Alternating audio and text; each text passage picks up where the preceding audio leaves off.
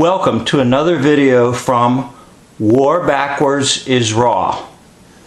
The title of this video is I Fought Myself in a Civil Raw Battle, or it could be entitled The Split Persona of the Civil Raw. I would like to issue a warning to you. This is a cognitive dissonance warning. Cognitive dissonance alert.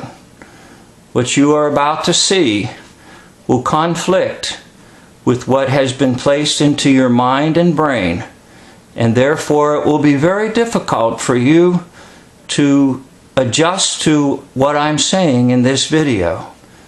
However, I would encourage you to continue on and keep watching this video.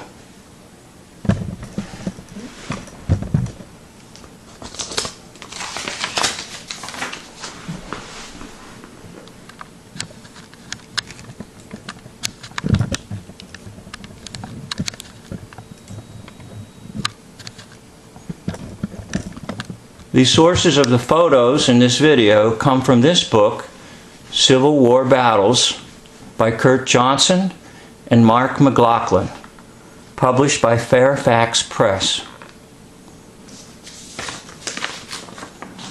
So we are going to take a look at 5 battle scenes and commanders: Bull Run, Petersburg, Chancellorsville, Atlanta, and Mobile Bay. I apologize that they're not in good, correct chronological order for you, but we will go there and explore each battle and their commanders, the Northern Commander and the Southern Commander.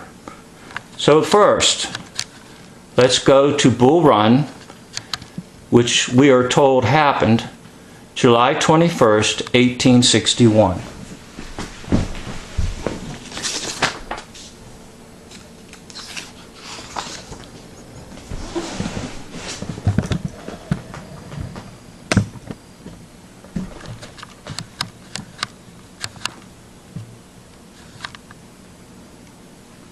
Okay, here we are at Bull Run, and our 2 commanders are Irwin McDonald and P.G.T. Beauregard.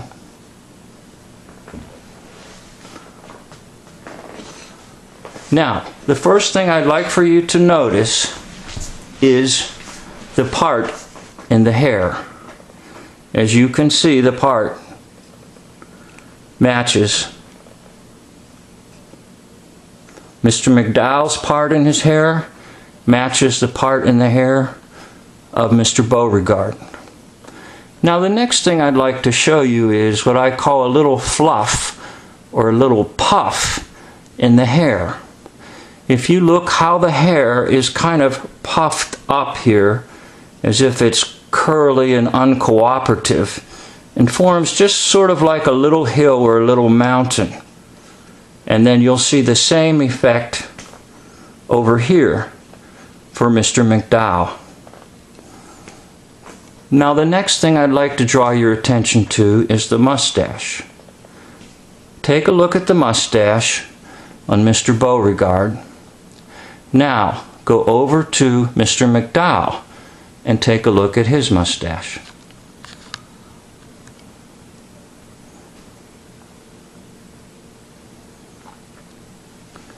I would like to draw your attention to the hair that was grown underneath the lower lip down to the chin on Mr. Beauregard. Now I'd like for you to project that little hairline over here to Mr. McDowell. And of course add some more hair, glue it on, or grow it, whatever you'd like to do. And basically you're looking at the same individual, the same persona. Now the next thing I'd like to do is point out the ear. Fortunately, this photograph, along with the other photograph, was taken in the same position. So we have a good look at the left ear.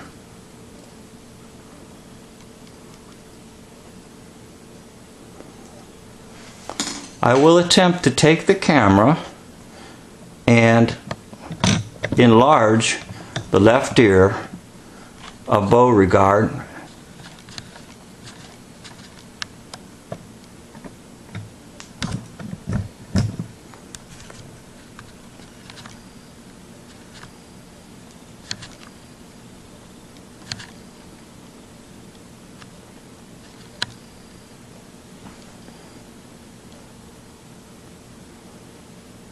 Try to familiarize yourself with the pattern of the left ear of Beauregard. And now I'm going to swing the camera over to Mr. McDowell, to his left ear, and see if you can see the great similarity between the ear patterns.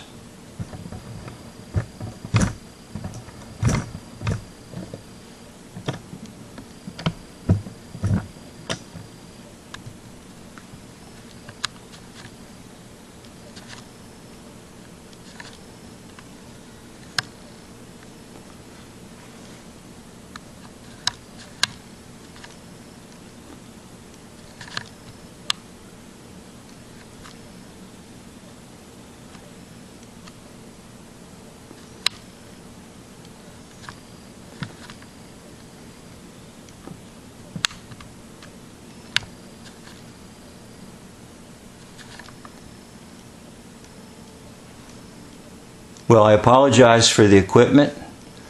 My videos are rather primitive, and I'm not hung up on the fact that I'm not highly skilled in creating videos, nor is my equipment high-tech. However, I hope that my points are high impact on you. So let me take you now to the next location, which will be Petersburg.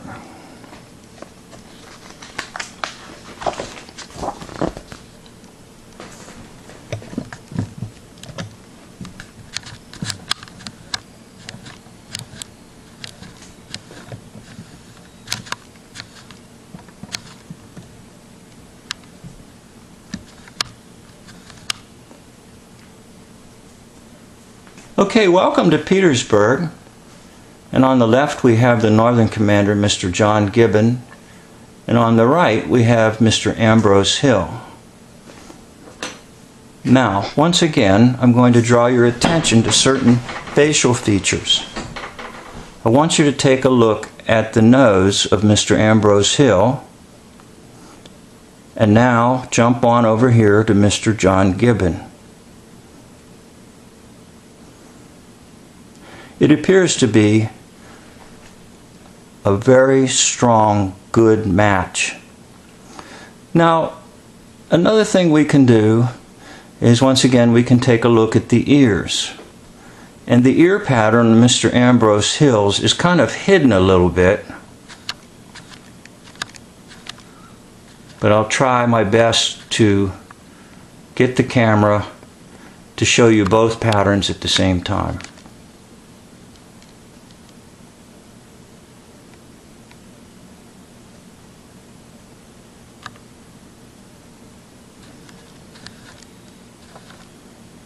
What is also very interesting is that they're both in almost the identical pose in the photo, as if the authors of the book or whoever wants you to see it and realize that it is one persona who has been split into two. Now we're going to go to Chancellorsville.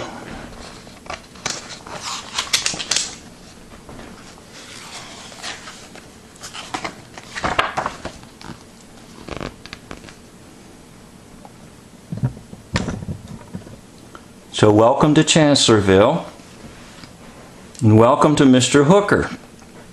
On the left, the North, and of course the famous Thomas Jackson, known throughout history as Stonewall Jackson. Once again, we can look at hair patterns and the forehead.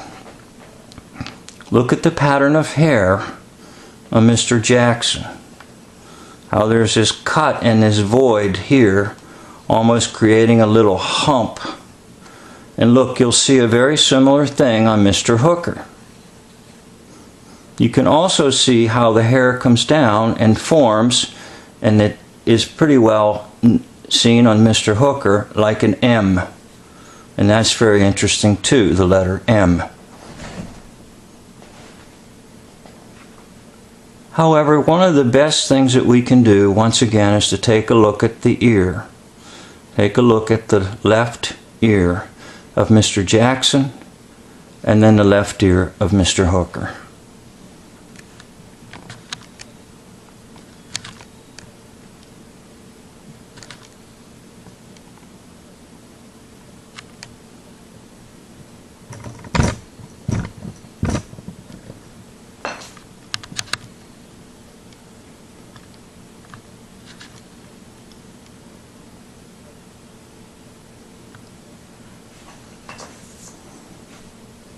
If you're looking carefully, you'll see a very similar pattern.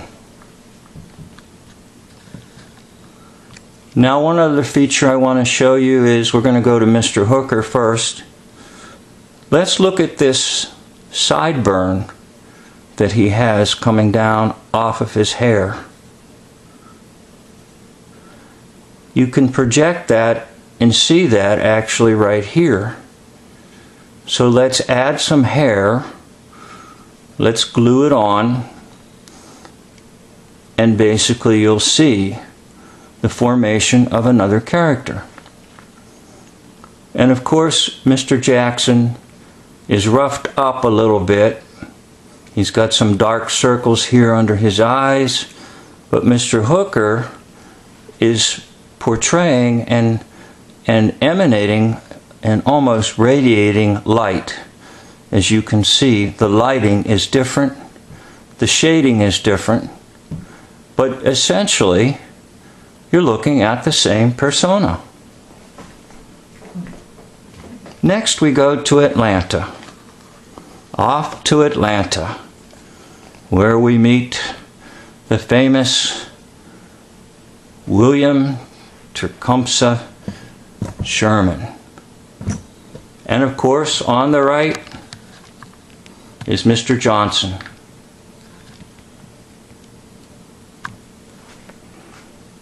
Now, once again, if you look at the forehead and look at the ear and look at the facial features, I think you can see essentially you're looking at the same persona. But once again, on the left, Mr. Sherman sort of emanates light on his forehead and on his cheeks. And if you look closely at Mr. Johnson on your right, you will see that Mr. Johnson has been darkened a little bit, perhaps some grease paint on his face, perhaps some shading with lighting, whatever techniques could have been employed at the time to contrast the two characters. Mr. Sherman sort of showing the light and Mr. Johnson kind of showing the dark.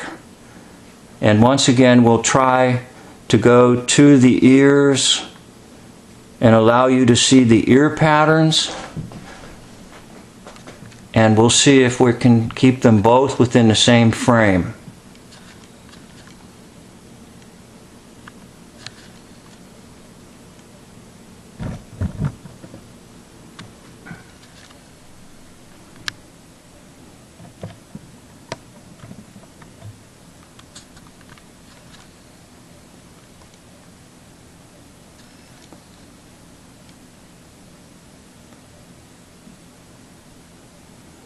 Now once again, the same idea, the ear pattern on the left is illuminated in light, and the ear pattern on the right is darkened and kind of roughed up, and perhaps even some grease or dirt or something has been rubbed near it and by it to kind of give the effect of one is light and one is dark. All right, now we're going to go to another location. And this location will be Mobile Bay. That'll be our last location.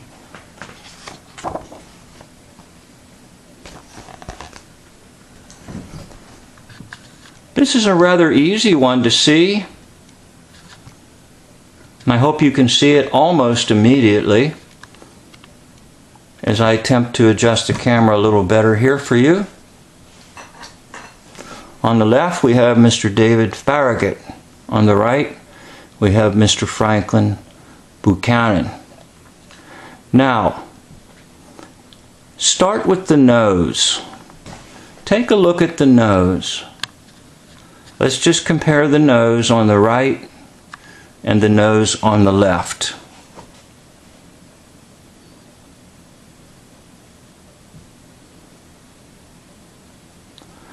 Let's take a look at the lips. And let's take a look at the facial expression that's given by the lips of Mr. Farragut and then Mr. Buchanan. The lips accompanied with the facial expression seem to be almost identical. Now once again, the light and the shading seems to be very important, because on the left, Mr. Farragut, it is very clear and illumined with light and almost radiating in a sense from the facial features.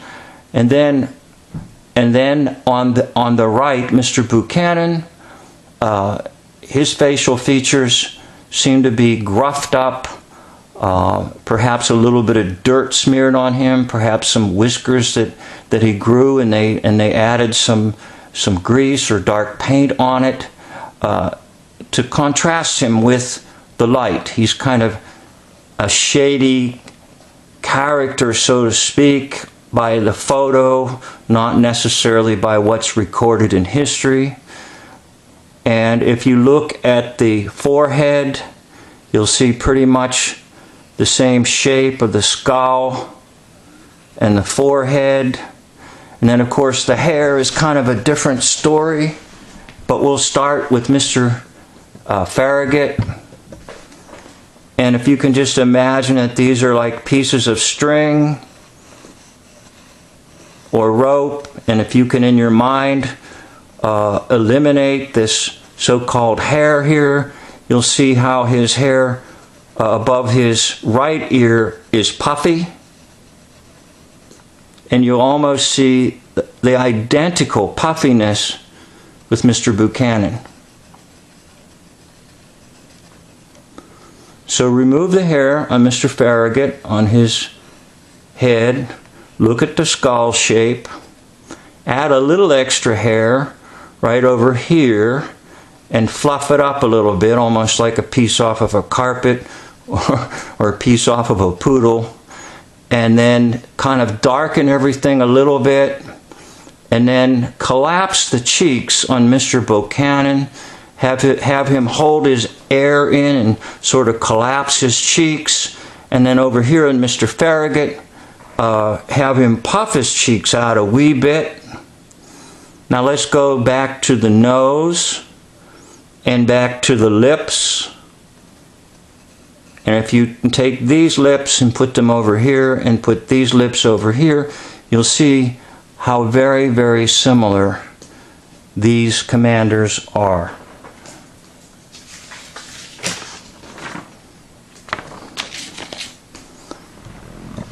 So in this video, I've tried to show you the commanders of 5 battles. And the first is Bull Run. The second was Petersburg. The third, Chancellorsville. The fourth, Atlanta. and the last was Mobile Bay.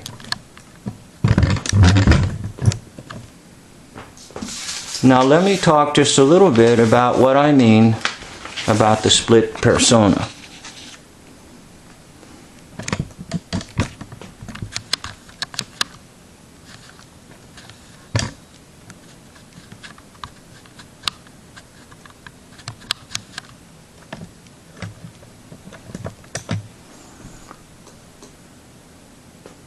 Essentially, there's one actor, and that one actor is split into two roles: the good and the bad, the white and the black, the north and the south, the winner and the loser, the friend and the foe. In other words, it's controlled by one source, and the source doesn't care whether they are the winner or the loser in any particular battle, because they are in charge. And the commanders of these particular battles are under their control. This video will, I'm sure, trigger some questions in your mind, and perhaps in future videos we'll explore some of those questions that you might have about this whole idea of splitting the persona into two roles: good and bad, white and black, north and south, winner and loser, friend and foe. So once again, the title of this video could be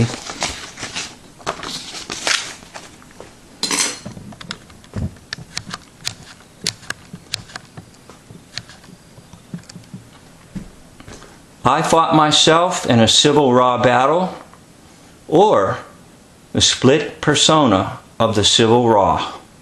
Remember, war backwards is Ra, drop the W, and you have Ra, the false god from Egypt, Ra, which is just simply another name for the devil or Satan. Signing off for now. I hope you'll watch another video.